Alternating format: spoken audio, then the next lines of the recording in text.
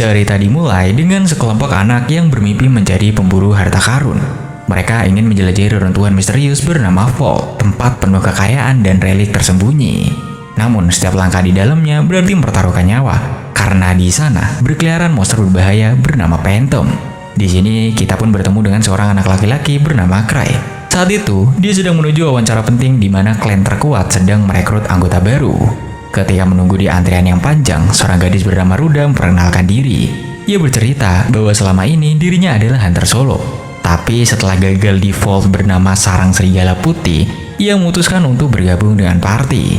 Namun kemudian, seorang hunter bernama Greg menyela pembicaraan mereka. Ia mengajak Ruda dan mengatakan bahwa mustahil baginya menaklukkan sarang itu hanya sebagai hunter yang masih level 3. Greg menyebut Ruda ini amatir dan menertawakannya, membuat Ruda kesel.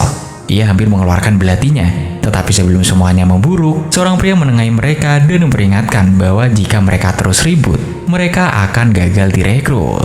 Setelah itu, suasana kembali tenang.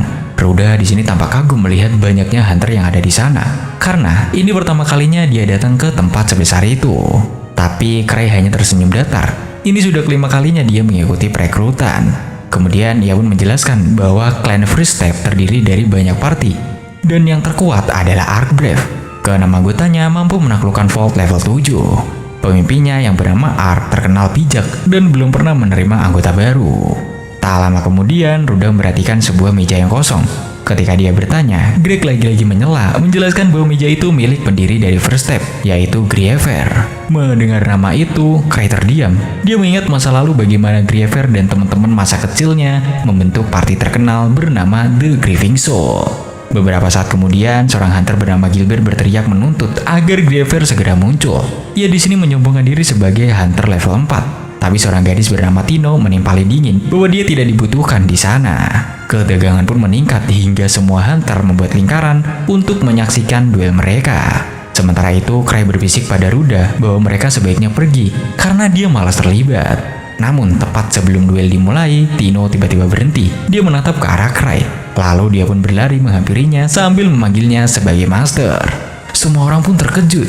Ternyata, Cray ini adalah pemimpin The Grieving Soul sekaligus master dari First Step.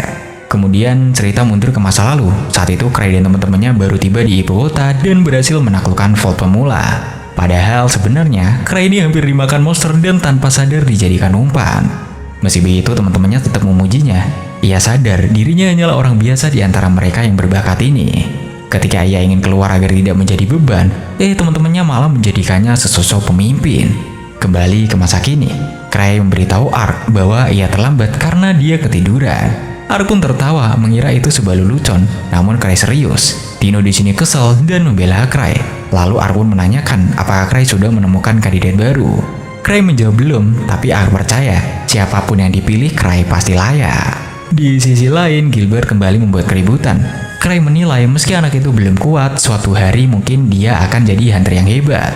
Karena dia tak pandai menilai bakat, Cray hanya percaya pada tekad seseorang untuk tidak menyerah. Ia lalu melempar cincinnya, sebuah relik, ke udara dan berkata siapapun yang berhasil mendapatkannya akan direkomendasikan ke Ark.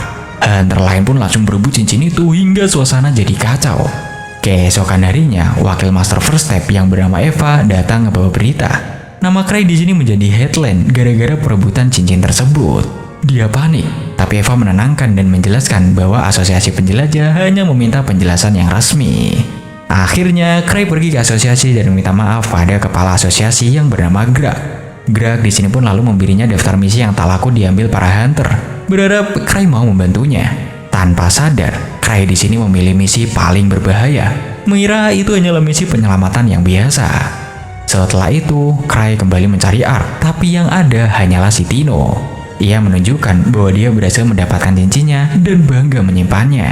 Ketika Cray memintanya untuk ikut misi penyelamatan itu, Tino malah langsung kabur.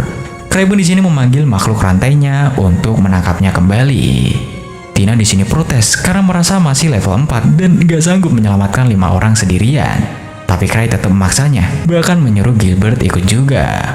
Lalu cerita kembali ke 6 tahun ke masa lalu, ketika Cray dan teman-temannya pertama kali mendaftar di asosiasi. Cray ketakutan karena merasa dia tidak pantas, tapi teman-temannya tetap bersemangat. Saat diminta memilih nama party, Cray asal memberi nama sebagai Grieving Souls untuk menunjukkan kalau ia tuh bukan pemimpin yang baik. Tapi anehnya, teman-temannya justru menyukai nama itu karena mereka tidak ingin kehilangan dirinya. Greg masih tidak percaya dengan apa yang baru aja terjadi. Setelah mengetahui bahwa Cray adalah master dari klan First Step, ia benar-benar terkejut. Baru saat itu ia sadar kalau Cray bukan orang biasa. Dia adalah pemburu harta karun level 8 yang dijuluki sebagai 1000 trik. Gilbert menatapnya tajam, menolak mempercayai bahwa orang sependiam Cray adalah hunter terkuat yang ada di ibu kota. Tino menatapnya dingin, berkata kalau ia tak bisa satu tim dengan orang yang cuma besar mulut. Namun dalam hati, Cray sadar bahwa dirinya pun sebenarnya tidak jauh berbeda. Kemudian, Cray dengan tenang bertanya apakah mereka bersedia membantunya dalam misi berikutnya. Gilbert langsung menolak, menuduh Cray tidak pantas memimpin. Melihat hal itu, Cray hanya menghela napas dan berbalik pergi. Namun, sebelum ia sempat meninggalkan tempat itu, Gilbert menantangnya bertarung. Ia bersumpah akan bergabung jika Cray bisa mengalahkannya, karena dia tidak mau mengikuti orang yang lebih lemah darinya. Cray menjawab dengan santai, menyuruh Gilbert buat melawan Tino aja, karena Tino ini adalah pemimpin parti mereka. Gilbert menyeringai dan menerima itu. Dia berkata, setelah mengalahkan Tino, barulah dia akan menantang si Cray. Cray menanggapinya pelan, mengatakan bahwa meski Tino hanya level 4, dia yakin Tino tidak akan kalah. Tino pun di sini melempar senjatanya ke tanah agar tidak membunuh lawan secara tak sengaja. Hal itu pun membuat Ruda cemas. Greg menggeleng, yakin Tino tak punya peluang karena ia hanyalah seorang pencuri. Tapi Cray tahu, meskipun level mereka sama, perbedaan kemampuan sangatlah besar. Tino sangat-sangat berpengalaman dan juga gesit.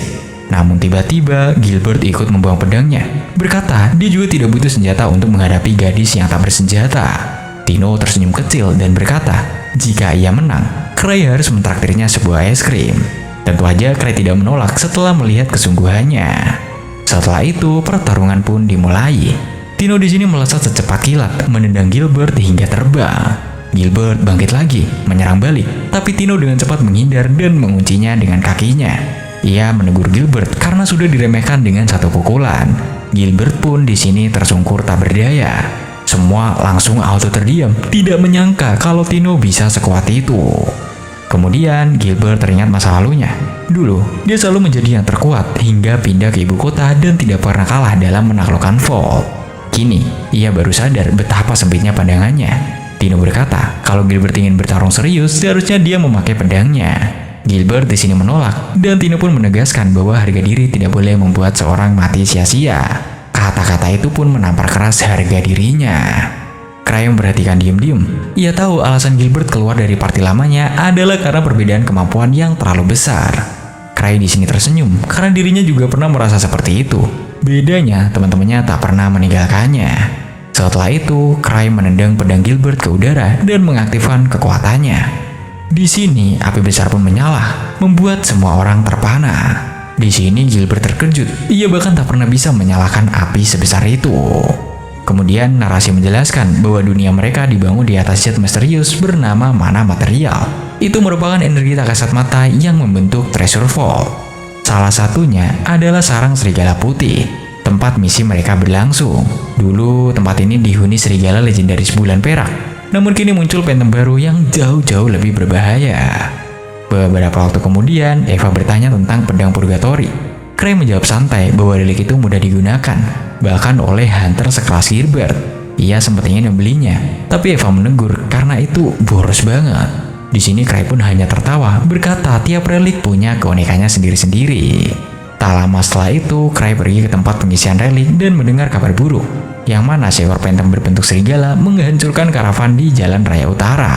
Monster itu berasal dari sarang serigala putih. Cray di sini pun langsung cemas. Namun dia mencoba menenangkan diri dengan berpikir kalau Tino dan timnya akan baik-baik aja. Tapi ketika membaca ulang misi, ia tersentak. Yang harus diselamatkan adalah 6 hunter level 5 yang dipimpin Rudolph. Misi ini jauh di atas level party Tino. Semua orang pun terkejut ketika tahu kalau Cray mengirim mereka tanpa sadar detail itu. Untuk itu, Cray segera bersiap menyusul mereka. Ia mengemas relik sebanyak mungkin dan membuka ruang rahasia. Eva yang melihat itu, Cray jadi cemas. Ia pun memergokinya membawa Slam Citri. Tapi Cray menjelaskan itu hanya cadangan karena semua relik ofensifnya kehabisan mana. Setelah itu, ia menggunakan relik penerbang untuk mengejar mereka, meski sulit untuk dikendalikan. Di sisi lain, Tino dan timnya udah tiba di vault. Mereka di sini diserang Phantom Berjira bersenjata pedang. Walau kaget, mereka tetap maju karena percaya pada Cry. Kemudian cerita kembali sejenak ke masa lalu. Saat Grieving Soul masih baru di ibu kota, mereka menunjukkan mata Cyclops pada orang mabuk yang menertawakan mereka, membuat semua orang bungkam. Kembali ke masa kini, Tino dan timnya berhasil mengalahkan seekor serigala besar. Tapi dia heran karena monster sekuat itu ada di vault level 3. Lalu Gilbert mengaku pedangnya udah kehabisan mana. Dan dia juga sadar kalau Cry lah yang mengurasnya. Ruda di sini menyarankan buat mundur, tapi Tino menolak. Dia yakin semua ini bagian dari rencananya Cry. Beberapa saat kemudian, mereka menemukan kawanan serigala yang lain. Gilbert di sini pun berinisiatif menyerang lebih dulu, sementara Tino membagi peran agar tidak ada yang dikorbankan. Lalu pertarungan pun berlangsung sengit. Namun, berkat kerjasama mereka yang apik banget, mereka pun berhasil menang.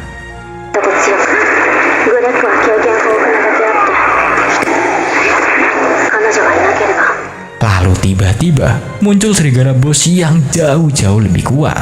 Greg di sini terpukul mundur, pedangnya patah, tapi Ruda menolongnya. Sementara Tino menahan rasa sakit di kakinya dan menusuk leher bos itu hingga tewas. Namun sebelum lega, 4 serigala baru datang dan mengepung mereka. Mereka di sini melawan mati-matian. Di tengah kekacauan itu, Tino menggunakan relik cincin untuk membutakan serigala, dan Gilbert yang bertugas untuk menghabisinya. Tapi Gilbert terluka parah. Saat situasi genting, tiba-tiba Cry jatuh dari langit, menabrak salah satu serigala ke dinding. Semua pun kaget melihat itu. Serigala lalu bangkit dan menyerang lagi. Tapi perisai cahaya melindungi Cry. Ia menembakkan energi besar dan cincinnya. Namun serigala itu tetap hidup. Menyadari situasi yang gawat, Cry menciptakan tabir asap dan berteriak menyuruh semua orang buat lari. Mereka lalu berlari sekuat tenaga. Ruda melihat Cry berlari lambat dan mengira kalau ia sengaja menyesuaikan diri dengan Tino yang terluka. Padahal sebenarnya Cry ini emang lambat. Disinilah Tino mengenang masa lalu saat Cry menyelamatkannya dari penculikan. Sejak itu, ia selalu mengaguminya. Akhirnya, mereka berhasil keluar dari vault. Cry pun meminta maaf ke mereka karena udah ngirim mereka ke misi yang berbahaya. Lalu, dia pun menggunakan reliknya untuk menyembuhkan Tino. Ia di sini meminta semua fokus mencari jalan keluar, meski dalam hati ia sendiri tidak tahu kemana dia harus pergi. Kemudian ada flashback terakhir, yang mana di flashback itu menampilkan saat Cry membeli berbagai relik aneh untuk teman-temannya. Semua ternyata barang rusak atau terkutuk, tapi mereka tetap menjadikannya bahan latihan. Kembali ke masa kini, Cry heran dong mengapa semua orang terus mempercayainya.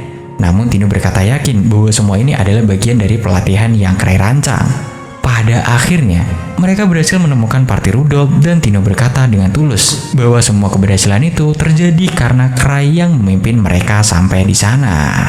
Udara di dalam vault terasa berat.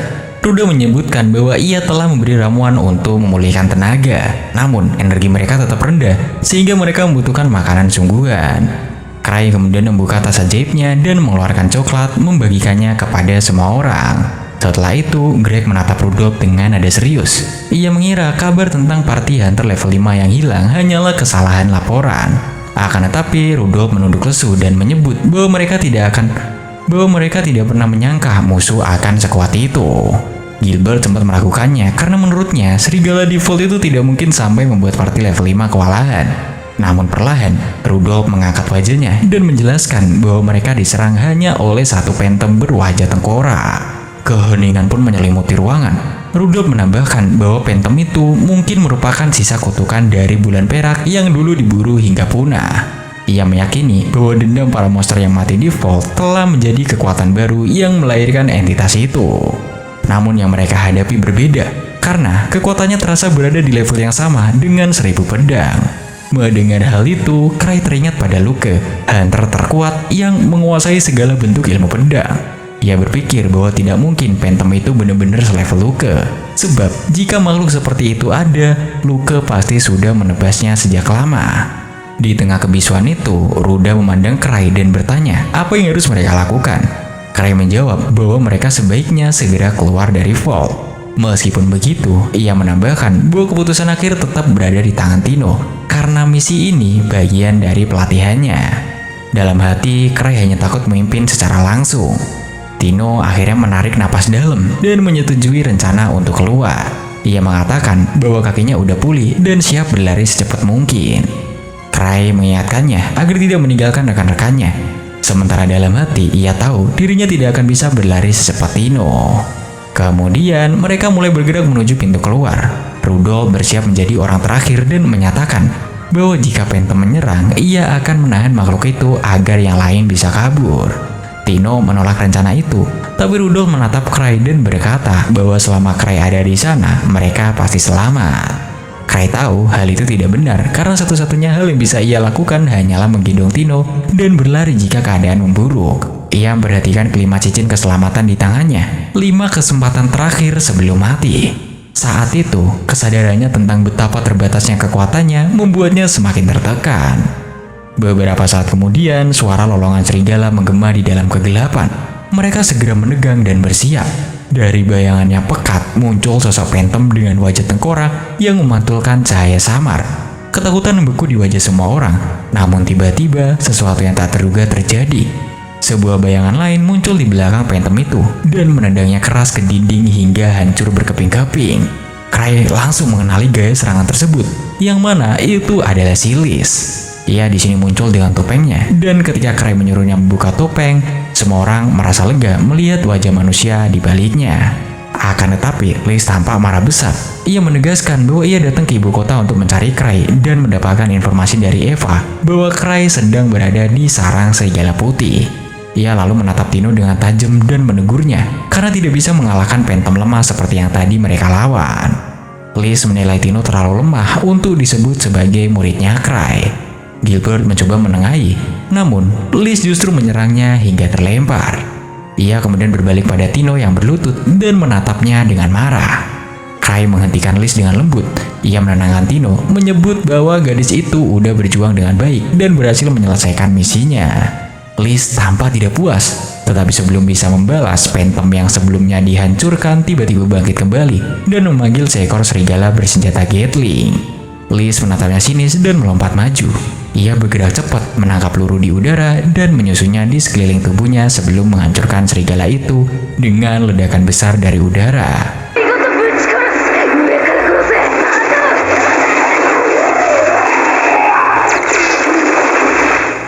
Setelah itu, ia melanjutkan serangannya pada Phantom dan mengalahkannya dengan tangan kosong. Semua orang pun terpana melihat kekuatan luar biasa itu. Cray hanya bisa tersenyum simpul sambil mengingat ucapan Rudolph bahwa Phantom itu sekuat Luke. Ia tahu perkataan itu berlebihan karena dibandingkan Griever lainnya, dirinya justru yang paling lemah. Sementara itu, Liz terus memarahi Tino dengan nada tegas, membuat gadis itu menangis. Meskipun begitu, Cray merasa lega karena mereka semua akhirnya selamat. Beberapa hari kemudian, mereka semua kembali ke ibu kota. Gilbert menyerahkan pedangnya kepada Cray sebagai tanda terima kasih dan tekad untuk memulai dari nol bersama partai lamanya. Greg menepuk bahunya dan memintanya untuk berdamai dengan masa lalunya. Gilbert di sini berjanji dan menyampaikan salam hormat kepada Cray. Ia juga mengungkapkan kekagumannya pada Liz yang bisa menangkap peluru di udara. Meski Tino menjelaskan bahwa hal itu karena topeng Liz terbuat dari material khusus. Setelah itu, Cray teringat masa lalu ketika ia memesan topeng untuk partinya. Namun dia lupa menambahkan lubang mata. Anehnya, semua orang menganggap itu latihan ekstrim dari Cray agar mereka bisa bertarung tanpa penglihatan. Ia hanya bisa pasrah dan menganggapnya kebetulan yang beruntung. Beberapa hari kemudian, Cray mencoba mencari slime pemberian Citri, tetapi dia tidak menemukannya. Ingatan lama pun di sini muncul. Citri pernah memperingatkan bahwa jika slime itu lepas, ia dapat menghancurkan seluruh ibu kota. Saat menyadari botol itu kosong di vault, Cray mulai panik. Ia yakin telah menyimpannya di brankas khusus, tapi benda itu menghilang begitu aja. Ia mencoba menenangkan diri dengan berpikir bahwa Citri mungkin hanya mengerjainya, meskipun firasat buruk tetap mengganggunya. Di pagi harinya, Eva datang ke kamar Cray untuk meminta laporan tentang misi sarang serigala putih. Cray menolak dan menyuruhnya meminta laporan langsung dari Tino yang kini sedang berlatih bersama Liz. Saat Eva pergi, Cray menanyakan tentang anomali di ibu kota, tetapi Eva belum mendengar apa-apa. Cray menyuruhnya tidak khawatir dan memutuskan untuk memeriksa Tino sendiri. Ketika sampai di ruang pelatihan, ia bertemu Sven dari ia bertemu Seven dari party Obsidian Cross. Seven memperingatkannya bahwa jika Liz tidak dihentikan, Tino bisa celaka. Cray menanggapinya dengan santai, tetapi ketika membuka pintu, dia melihat Liz berdiri di atas tubuh Tino yang kelelahan itu. Ia di sini pun menghentikan latihan itu dan meminta Liz buat berhenti, meski Liz bersikeras bahwa Tino masih terlalu lemah. Cray di sini meminta keduanya buat beristirahat. Setelah itu, Seven melaporkan bahwa rute utara ditutup karena serangan dari Phantom. Mendengar itu, Cray menduga anomali Vault mulai menyebar dan memutuskan agar Seven mewakilinya bertemu dengan Greg, sang dewa perang. Sementara itu di kantor asosiasi, Greg menatap laporan dari Vault dan mulai curiga bahwa Cray mengetahui lebih banyak daripada yang ia katakan. Di tempat lain, di dalam markas rahasia Menara Akasik, penyihir Noctis mendiskusikan rencana besar mereka. Ia menyadari Cray udah mulai mencurigai aktivitas mereka dan memerintahkan bawahannya yang bernama Sophia untuk menanganinya. Mereka di sini sedang meneliti aliran Leylin Vault dengan tujuan menciptakan Vault buatan mereka sendiri. Malamnya, Cray bermimpi buruk tentang Slam raksasa yang menghancurkan ibu kota. Ia terbangun dengan nafas terengah dan mendapati Liz di sisinya yang mengajaknya keluar berjalan. Di jalan, mereka bertemu Greg yang rupanya ingin membicarakan misi baru. Namun, Liz menganggap pertemuan itu sebagai gangguan kencannya dengan si Cray, hingga hampir menimbulkan keributan yang besar. Pertarungan singkat pun terjadi, namun Cray berhasil menghentikannya sebelum situasi memburuk. Setelah itu, ia berbicara dengan asisten Greg yang bernama Kana mengenai anomali Vault.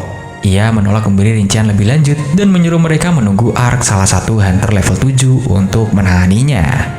Beberapa hari kemudian, Liz bercerita tentang Vault bernama Istana Malam, tempat para Griever berlatih di masa lalu.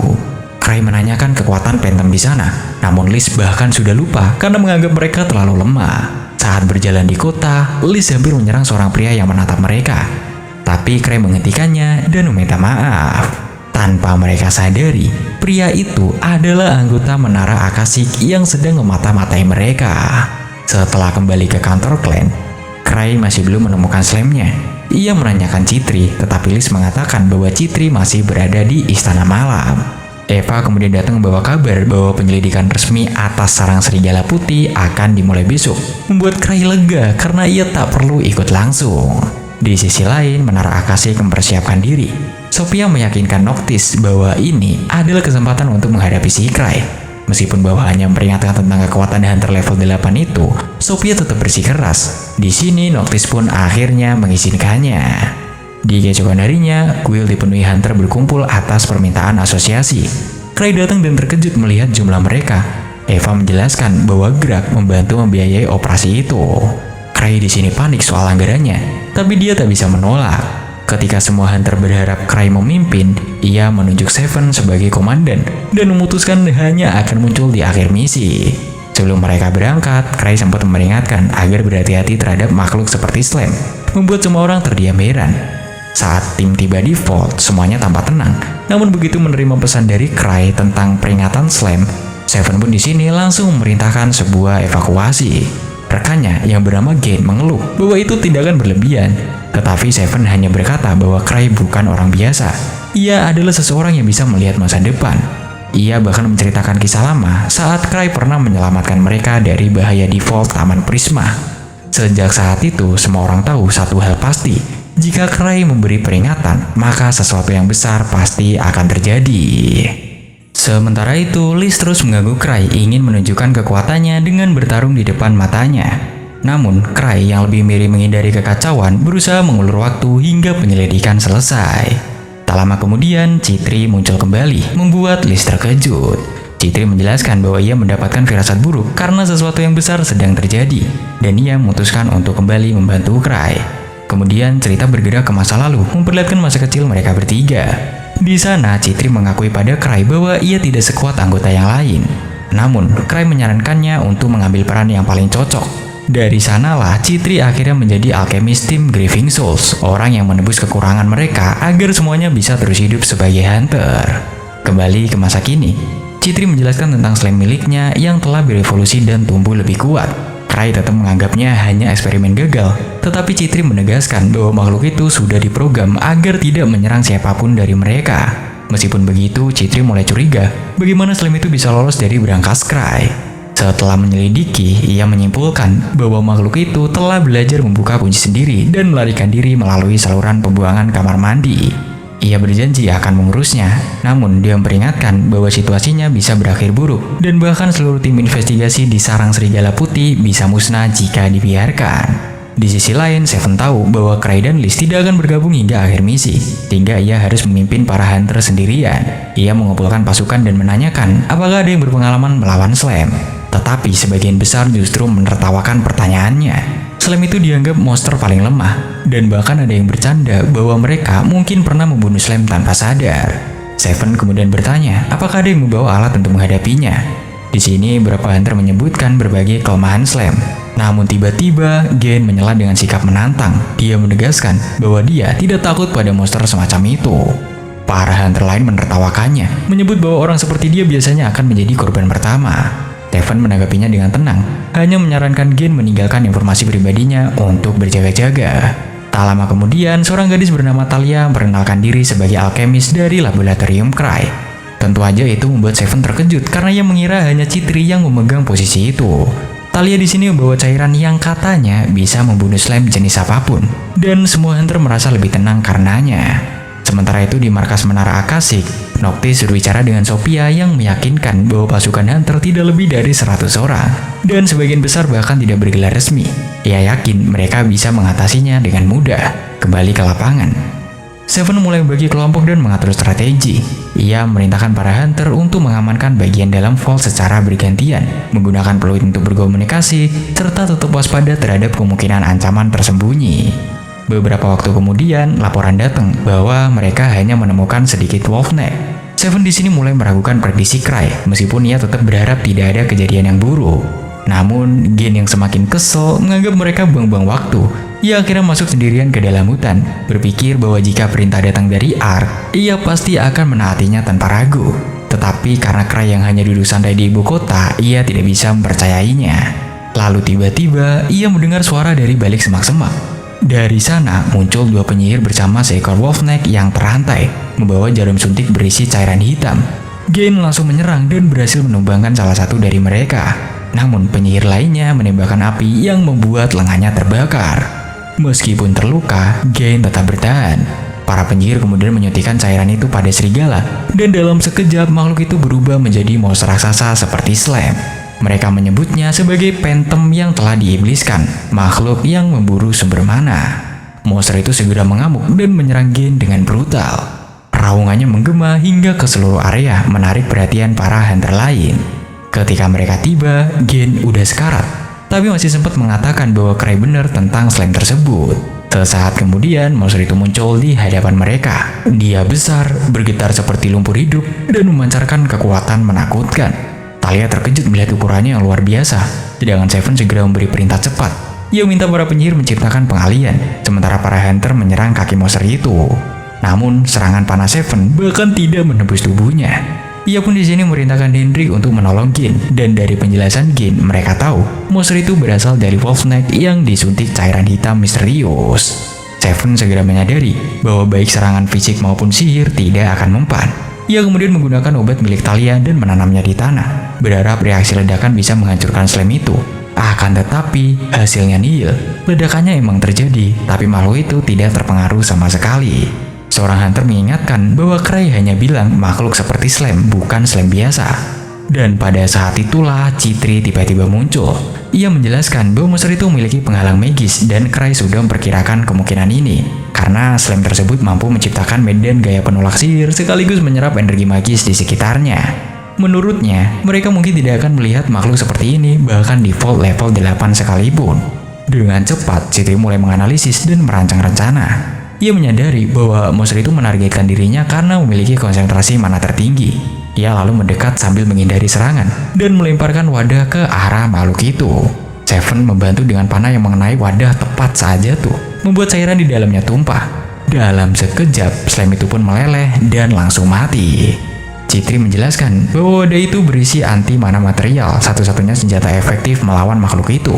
Beberapa saat kemudian, gerak tiba dengan zira penuh. Hal itu membuat Seven heran. Chitri lalu menjelaskan bahwa gerak memberinya tumpangan karena ia tidak bisa bergerak secepat Liz. Di tempat lain, Noctis menerima kabar kekalahan pasukannya. Ia terkejut karena Chitri bisa mengalahkan Phantom Iblis Khan dengan mudah. Ia teringat peringatan Sophia bahwa Chitri bukan alkemis biasa. Sementara itu, Chitri memimpin pengarahan bagi para hunter. Ia memaparkan hasil penyelidikan tentang Menara Akasik yang tengah meneliti cara manipulasi Vault. Beberapa hunter terkejut mengingat Noctis sudah diusir dari ibu kota. Namun Chitri menjelaskan bahwa ia telah memeriksa catatan mereka dan menemukan bukti kuat bahwa Phantom yang mereka hadapi adalah hasil eksperimen Menara Akasik. Talia menduga ada perangkat besar di bawah tanah yang menopang proyek itu, dan Chitri membenarkan, mengatakan bahwa menciptakan monster sebesar itu butuh peralatan kompleks dan energi yang luar biasa. Ia juga mengakui bahwa dia hanya memiliki satu batang anti mana. Meskipun begitu, Chitri tetap tenang dan yakin mereka bisa mengatasi ancaman berikutnya jika bekerja sama. Hendrik memuji keberaniannya, tapi Seven memperingatkan untuk tidak terlalu percaya. Menurutnya, Chitri termasuk orang lemah yang kuat, seseorang yang tampak lembut tapi berani melakukan apapun demi bertahan hidup. Sifat khas dari anggota Grieving Souls. Di saat yang bersamaan, di markas Menara Akasik, para penyihir melapor pada Flick bahwa Sophia telah memerintahkan pelepasan Phantom satu persatu. Namun, Flick yang meremehkan kepemimpinan Sophia memutuskan untuk melepaskan semua sekaligus agar bisa membanjiri para hunter. Di permukaan, para hunter yang berhasil menangkap beberapa penyihir mencoba menginterogasi mereka. Dari mereka, Chitri mengetahui bahwa satu suntikan saja cukup untuk menciptakan monster baru. Ia memastikan mereka bekerja untuk Noctis, dan meskipun mereka menolak mengaku, Chitri udah yakin. Chitri lalu menyusun rencana baru, dan ketika Phantom Iblis Khan lain muncul, ia memerintahkan para hunter berhenti menyerang. Dalam kebingungan itu, para Phantom justru mulai saling menyerang satu sama lain. Chitri menjelaskan bahwa Phantom hidup dari sumber mana, dan ketika manusia berhenti memberikan reaksi magis, mereka akan mencari sumber energi terdekat yang dalam kasus ini adalah sesama Phantom. Dengan begitu, mereka bakal saling menghancurkan. Para hunter menatap takjub menyaksikan Phantom yang saling menghancurkan di depan mata mereka. Para penyihir di sisi lain kebingungan, tidak mengerti apa yang salah dengan makhluk-makhluk itu. Sementara itu, di markas besar Menara Akasik, suasana lagi tegang. Noctis melampiaskan amarahnya pada Flick dan para penyihir lain karena mereka menentang perintah Sophia. Namun Sophia tetap tenang, membela dirinya dengan mengatakan bahwa meskipun ia kurang pengalaman dalam pertempuran, tapi setiap perintahnya itu selalu punya alasan. Noctis mencoba menahan emosinya dan berkata bahwa kekuatan mereka tidak hanya bergantung pada Phantom semata. Ia lalu bertanya apa langkah mereka berikutnya. Sophia menjelaskan bahwa Chitri dan Greg kini telah bergabung dengan para hunter, yang berarti situasi telah berubah total. Mereka tak bisa mundur sekarang. Ia juga mengingatkan mereka tentang para penyihir yang tertangkap. Khawatir mereka akan bocorkan rahasia markas. Flick mencoba menenangkan dengan mengatakan para penyihir itu pasti setia. Tapi Sophia tak sepakat. Ia percaya kalau Chitri akan segera menemukan lokasi mereka. Dan dengan nada dingin, ia memutuskan untuk melepaskan Malice Eater guna menumpas para hunter. Noctis menatap tajam, mengingatkan bahwa Malice Eater masih belum stabil dan harus dikendalikan oleh seseorang. Sophia langsung menunjuk Flick, mengatakan ini adalah kesempatannya untuk membuktikan diri. Di sisi lain, Talia menatap Chitri dari jauh dengan perasaan campur aduk. Ia mengaguminya karena tak pernah menyerah dan tampak jenius sejati. Namun di dalam hatinya terselip rasa iri. Seven perhatikan wajah Talia yang murung dan bertanya apakah ada yang salah. Tapi Seven terus berusaha mencairkan suasana, menyalahkan Cry karena tidak memperingatkan mereka tentang slime aneh yang mereka hadapi. Ia juga bergumam bahwa para penyihir terus menatapnya, mungkin karena rambut merah menyala yang dimilikinya. Sementara itu, Greg menimbang situasi dan berpikir mereka harus mundur. Tapi Chitri tiba-tiba mengejutkan semua orang dengan mengatakan bahwa ia telah menemukan markas musuh. Ia menjelaskan lokasi itu dengan detail berdasarkan pola aliran mana dan beberapa faktor lain. Ia menatap para penyihir dan bertanya apakah ia benar. Namun mereka berbohong dan berkata kalau ia salah. Ironisnya, kebohongan itu malah mengkonfirmasi kecurigaannya. Chitri memutuskan untuk menyerang sebelum Noctis sempat kabur. Tapi para penyihir memanggil Sophia untuk menghadang mereka. Seven bertanya siapa Sophia, dan Chitri menjawab dengan mata berkilat bahwa Sophia adalah musuh bebuyutannya. Ia bersumpah akan menangkap Sophia dan Noctis agar penelitian mereka tidak berlanjut. Di tempat lain, Cry dan timnya sedang menuju sarang itu. Ia tampak muram, rencananya semula adalah datang setelah semuanya selesai. Liz mendesaknya untuk bergegas, khawatir Chitri bisa mati tanpa bantuan mereka. Tapi Cry malah berkata bahwa yang mungkin mati justru dirinya sendiri. Ia belum mengisi ulang reliknya dan bahkan tak memiliki cincin keselamatan. Tino mengatakan mereka hampir tiba, namun terlalu gelap untuk Cray melihat apapun. Dalam keheningan malam itu, Tino mencoba memegang tangan Cray, tapi Liz dengan cepat menepisnya. Sementara itu, Gain menyesal telah meragukan Cray. Ia berpikir andai aja ia percaya sejak awal, ia tak akan berakhir hancur kayak gini. Chitri di sisi lain menyebut Cray sebagai seorang jenius, bahkan mungkin bisa mencapai level 10 suatu hari nanti. Mendengar itu, Gain semakin bersemangat untuk bertemu Cray, yakin bahwa Cray pasti luar biasa kuat. Tapi Chitri menambahkan dengan tenang bahwa kekuatan bukan segalanya. Bahkan jika Cray kalah dari kelinci pasir, itu tetap tidak masalah. Lalu tiba-tiba petir menyambar dari langit dan Flick muncul mengendarai monster raksasa Malice Eater. Ia berteriak puas, merasa telah menebus kesalahannya dengan mengalahkan mereka semua sekaligus. Namun, Chitri berdiri tegak tanpa luka sedikit pun, menyebut serangan itu hanya sihir dasar. Ia bahkan menembakkan pistol air berisi ramuan penyembuh ke arah Seven, membuatnya hidup kembali. Seven lalu bangkit dan langsung menyerang Flick hingga pingsan. Tapi Malice Eater ternyata terlalu kuat. Saat monster itu hampir membunuhnya, Greg muncul dan menghancurkannya dengan satu serangan. Noctis yang menyaksikan dari jauh kecewa berat. Ia meraih Flick karena tak menuruti perintah dan hanya membawa satu Malice Eater. Para penyihir mulai putus asa, mengira Cray telah merencanakan semuanya sejak awal. Mereka hampir melepaskan semua Malice Eater tersisa, tapi Noctis menghentikan mereka. Ia menenangkan dengan berkata bahwa mereka masih punya Sophia dan kartu truf terakhir. Chitri dan timnya akhirnya tiba di luar markas Menara Akasik. Seven bersiap menyerang, tapi Greg menawarkan diri untuk memimpin. Ia ingin buktikan pada Liz bahwa dirinya belum usang. Di sisi lain, party Crime menyaksikan langit yang disambar petir. Liz menilai kekuatannya biasa aja, namun Tino tidak percaya bahwa Liz menyebut serangan sehebat itu biasa aja. Pertempuran besar pun di sini pecah. Pada Hunter melawan penyihir Akasik dengan keras, tapi Noctis memanggil senjata pamukasnya, yaitu golem raksasa bernama Akasa. Hasil puncak penelitian mereka, Greg menahan serangannya, tapi banyak Hunter tumbang melawan Malice Eater dan para penyihir. Kekacauan itu membuat para tawanan berhasil melarikan diri. Gain di sini memerintahkan buat mundur, tapi Seven terkena serangan dan situasi menjadi genting. Hingga tiba-tiba, salah satu Malice Eater dihancurkan oleh Liz yang baru datang.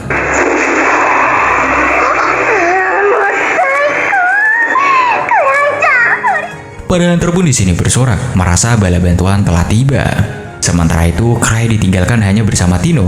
Ia merasa cemas kehilangan pengawalnya, sedangkan Tino merasakan ada bahaya yang mendekat. Cray ingin mengabaikannya, tapi para penyihir yang mengintai justru heran, mengira kalau Cray pasti menyadari keberadaan mereka. Liz yang ada di medan perang menebas satu Malice Eater lagi dan menggoda Chitri karena kesulitan menghadapi monster lemah seperti itu. Ia lalu menyerang golem, tapi makhluk itu mampu menahan serangan dahsyatnya. Greg ingin menyerang dengan kapaknya, namun si golem melompat menghindar. Seven di sini menyadari bentuk golem itu menyerupai Ansem, salah satu anggota dari Grieving Souls. Dan Liz di sini mulai curiga, kenapa makhluk itu meniru temannya. Pertarungan di sini makin sengit. Liz menendang golem hingga hampir jatuh. Greg membukukan kakinya, namun golem menghentikan dirinya dengan kekuatan luar biasa. Liz kesel, berkata waktunya hampir habis. Dan saat Seven bertanya apa maksudnya, Cray dan Tino tiba-tiba muncul. Liz mendecak kesal, berkata bahwa ia ingin menyelesaikan semuanya sebelum Cray datang. Chitri hanya tersenyum kecil, menyadari semuanya udah berakhir. Golem menyerang Cray, tapi ia bahkan tak bisa melihatnya di kegelapan. Saat golem bersiap menebasnya, tiba-tiba tubuhnya terlempar jauh, dan pertarungan berakhir begitu aja. Liz menatap bingung, bertanya apa yang Cray lakukan, tapi Cray sendiri gak tahu apa yang baru aja terjadi. Setelah itu, para penyihir Menara Akasik berhasil kabur. Tapi seluruh penelitian dan materi mereka disita. Chitri mengucapkan terima kasih kepada Cray atas bantuannya. Lalu ketika Cray bertanya bagaimana dengan musuh bebuyutannya, Chitri berkata akan menanganinya sendiri. Sementara itu, para penyihir yang lolos kembali ke Noctis dan melapor bahwa Sophia telah menyusup di antara para Hunter. Noctis bingung dengan tindakan Sophia, tapi ia mulai curiga dan memutuskan untuk meninggalkan ibu kota, memerintahkan agar Sophia segera dipanggil pulang. Di asosiasi, Greg menanyai Cray tentang apa yang terjadi, tapi Cray dengan serius bersumpah kalau ia sama sekali tidak tahu apa-apa. Ia menyarankan mereka berbicara dengan Chitri karena dialah yang memimpin misi. Namun pejabat asosiasi tanpa ragu mengingat 3 tahun yang lalu pernah terjadi pembobolan penjara besar-besaran yang semua bukti menunjuk pada Chitri, meskipun Greg menolak mempercayainya. Di tempat lain, Talia dibawa menemui Noctis. Ia kebingungan saat Noctis memintanya berhenti berakting. Noctis berkata bahwa mereka akan pergi, tapi Talia tidak mengerti apa maksudnya. Mereka mulai curiga dan sadar bahwa Melis Eater bersikap agresif terhadap Talia, sehingga menyimpulkan bahwa gadis itu bukan Sophia yang asli. Tak lama, Sophia asli pun muncul, dan Noctis menatap dua sosok identik itu dengan bingung.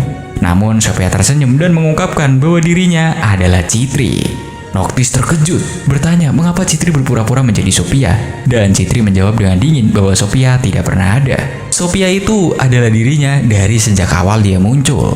Lik menuju Chitri berkhianat, tapi Chitri menjelaskan bahwa mereka semua hanyalah murid yang tertarik pada kemampuan Noctis. Ia berterima kasih atas semua pengetahuan dan bahan penelitian, namun dia juga berkata bahwa permainan udah berakhir. Ia juga menyebut bahwa Cray mungkin sudah memperingatkannya untuk berhenti lewat cara halus. Di sini Noctis menuduh Chitri membocorkan penelitian mereka pada Cray, tapi Chitri berkata bahwa Cray hanya melihat segalanya. Ia tahu Cray mengatur semua langkah dari balik layar, mengirim bahan terkuat untuk menguji hasil penelitiannya. Chitri juga mengaku bahwa dialah yang membuat Golem melompat mundur di akhir pertempuran untuk menghindari korban jiwa. Ia menatap mereka dengan tenang dan berkata bahwa mereka semua akan ditangkap. Tapi meski begitu, ia akan melanjutkan penelitian mereka agar tidak sia-sia. Di sini Flick pun mencoba menyerangnya dengan Melis Eater, tapi tak berhasil. Lalu Noctis juga menembaknya dengan si rapi, namun Chitri tetap berdiri tanpa luka sedikit pun. Ia tersenyum dan menjelaskan bahwa slamnya menyerap serangan itu. Dengan semangat gila, ia menyatakan kalau dia ingin mengujinya lebih jauh. Noctis memerintahkan anak buahnya kabur, sementara para penyihir menahannya. Saat Noctis mencoba melarikan diri, sosok berjubah tiba-tiba mendorongnya kembali. Ia membakarnya dengan api, tapi sosok itu ternyata monster besar. Chitri memperkenalkannya sebagai Kilium, hasil ciptaannya sendiri, sebuah chimera kuat yang ia buat dari insiden pembobolan penjara 3 tahun yang lalu. Noctis ketakutan, menyebut Citra gila, dan monster itu menghabisinya tanpa ampun. Setelah semuanya berakhir, Cray bertanya pada Chitri soal Talia. Chitri menjelaskan bahwa Talia hanya kehilangan ingatan, dan menyebut sayang sekali segalanya berakhir seperti ini. Cray yang tidak paham hanya mengangguk setuju. Beberapa hari kemudian, sebuah pertemuan diadakan di asosiasi untuk membahas insiden itu. Cray dan Chitri bersama meminta izin untuk meneliti Golem dan Melis Eater yang tersisa. Saat pejabat asosiasi bertanya untuk apa ia membutuhkan Melis Eater, Cray dengan polosnya mengira kalau itu nama minuman. Tentu aja itu membuat semua orang terkejut. Setelah rapat selesai, Chitri berterima kasih atas bantuannya, dan mereka pun berhasil mendapatkan Melis Eater untuk diteliti. Ketika Cray hendak meninggalkan gedung, Greg memanggilnya dan mengatakan ada sesuatu yang penting. Ia memberitahu bahwa party bernama Fallen Folk baru aja tiba di ibu kota dari Tanah Kabut, dipimpin oleh seorang pria bernama Arnold Hill. Cray di sini menggeleng, tidak mengenalnya. Greg pun tertawa kecil dan menjelaskan bahwa Arnold adalah hunter level 7 yang pernah membunuh naga petir. Greg di sini tertawa keras dan menepuk punggungnya. Tanpa sadar, dia memecahkan salah satu cincin keselamatan Cray. Cray di sini sedang melihat poster lelang besar yang menjual relik dengan kualitas tertinggi. Ia terlihat tertarik, tapi segera sadar kalau dia tidak punya uang sama sekali. Awalnya, dia sempat berpikir untuk meminjam uang dari Chitri, namun kemudian teringat bahwa utang sebelumnya aja belum dibayar. Di saat yang sama, keponakan Greg yang bernama Chloe menanyakan kenapa pamannya sedang dalam suasana hati yang begitu baik, dan Cray menjawab santai bahwa mereka baru aja membicarakan tentang Arnold. Tak lama kemudian, setelah Cray dan Chitri pergi, Arnold tiba di asosiasi, disambut oleh Chloe yang awalnya mengira kalau dia adalah hunter baru. Namun orang-orang yang bersama Arnold tampak tegang melihat cara santai Chloe berbicara padanya. Di tempat lain, Chitri sedang menunjukkan Melis Eater yang baru ia dapatkan kepada Cray dan Eva. Eva agak khawatir karena makhluk itu berbahaya, tapi Chitri menjamin kalau dia udah melatihnya dengan baik. Meski begitu, saat monster itu melompat ke arah Cray, benda itu malah memecahkan cincin keselamatannya. Hal itu membuat Cray sadar kalau makhluk itu terlalu berbahaya untuk jadi mainan. Setelah Cray menyadari bahwa ia perlu mengisi ulang reliksnya, ia pun lalu bertanya kapan Lucia, saudarinya Chitri, akan kembali. Chitri menjawab butuh waktu lama karena Lucia dan timnya sedang menemani Luke untuk menghadapi Phantom di Istana Malam.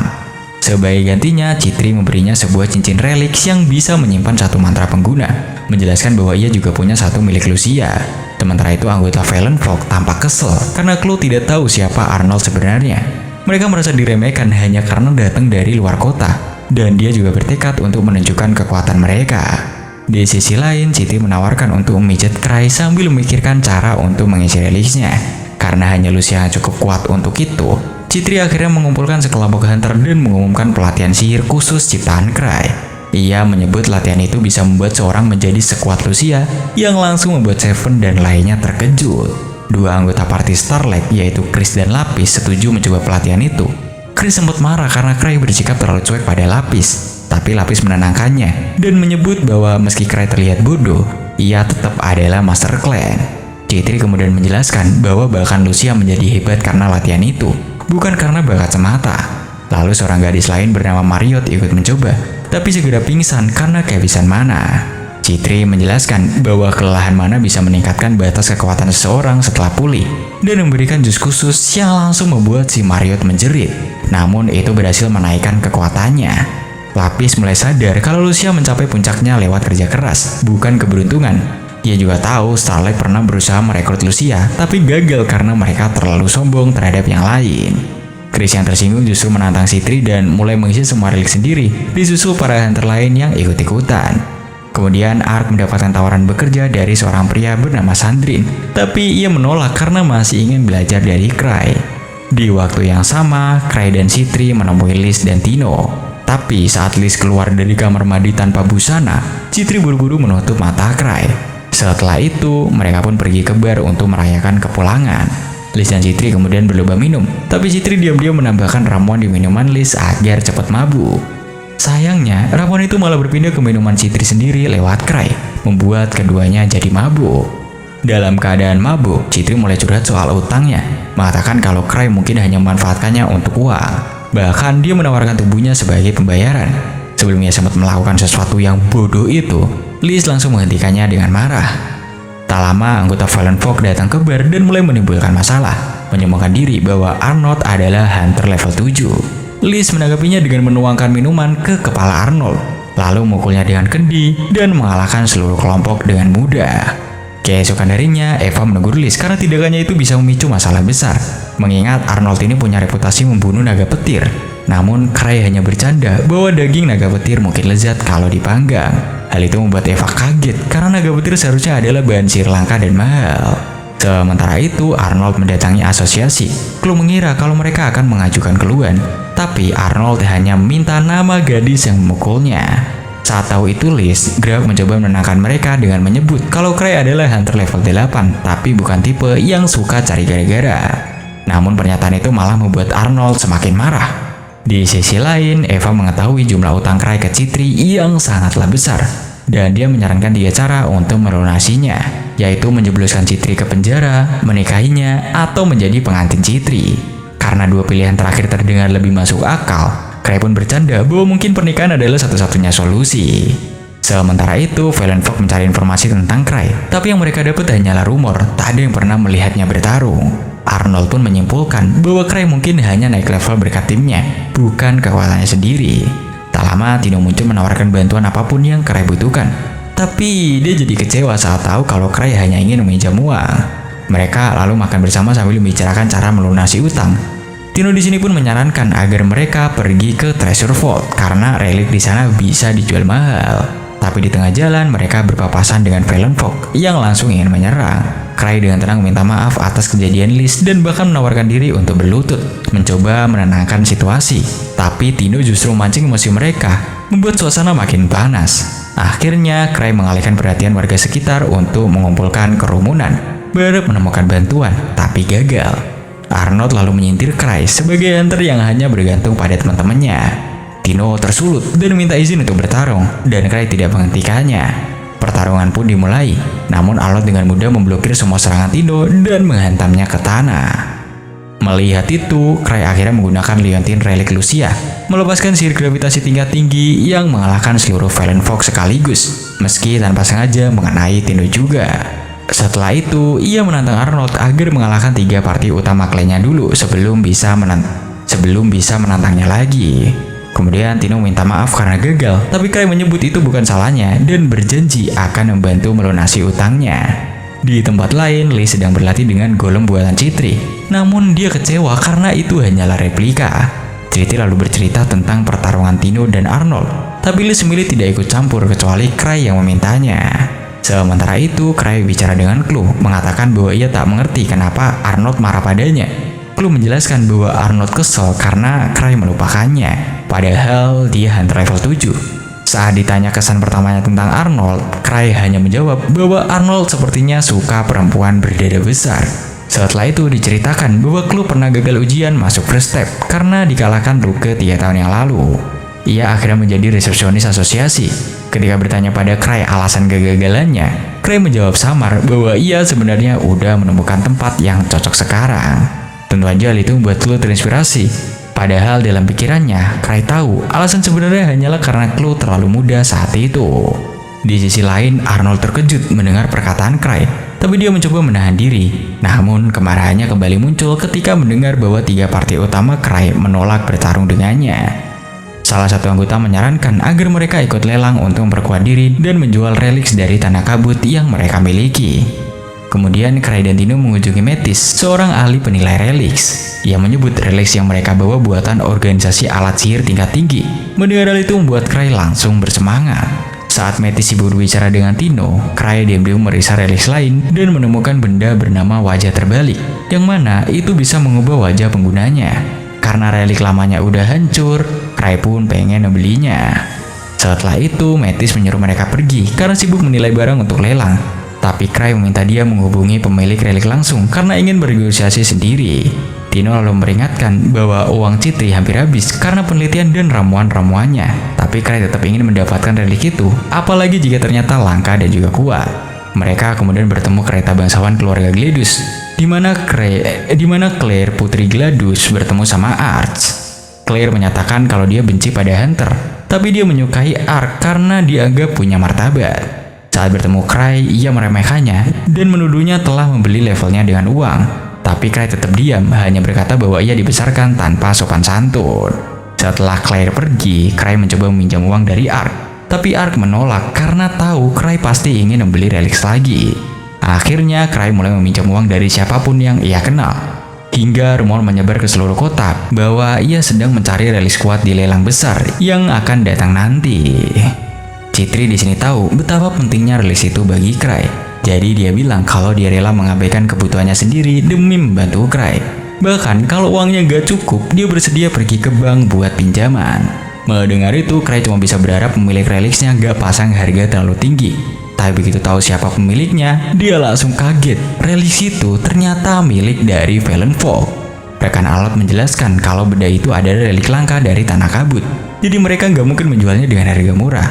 Namun Citri yang melihat bentuknya agak aneh bilang kalau relik itu terlihat menyeramkan. Rekan Arnold menanggapi bahwa mereka berencana masukkannya ke lelang.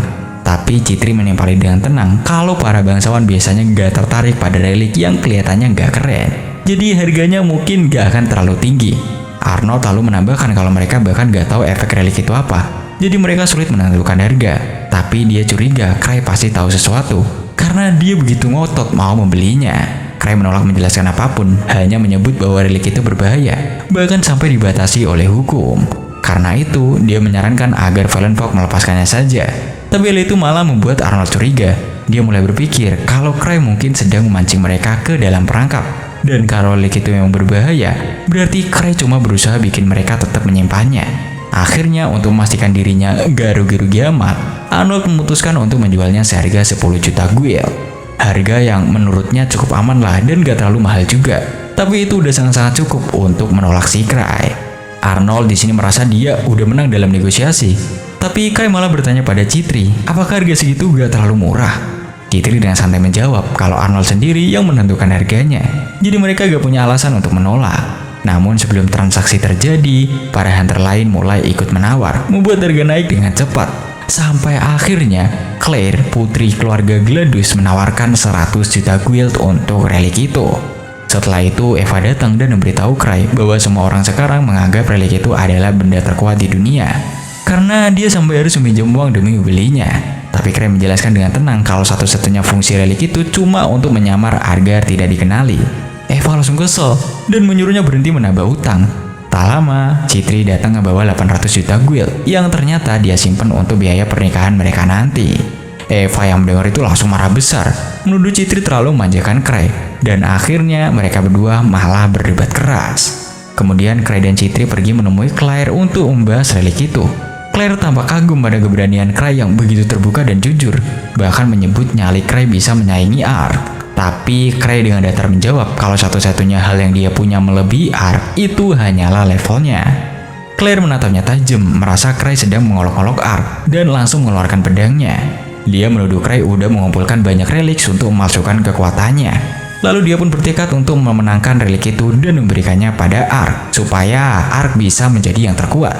Tapi Cray dengan tenang menjawab kalau Ark tidak akan senang menerima sesuatu seperti itu, karena kekuatan sejati tidak datang dari relik. Claire yang tersulut emosi menangis, bersumpah akan tetap mendapatkan relik itu bagaimanapun caranya.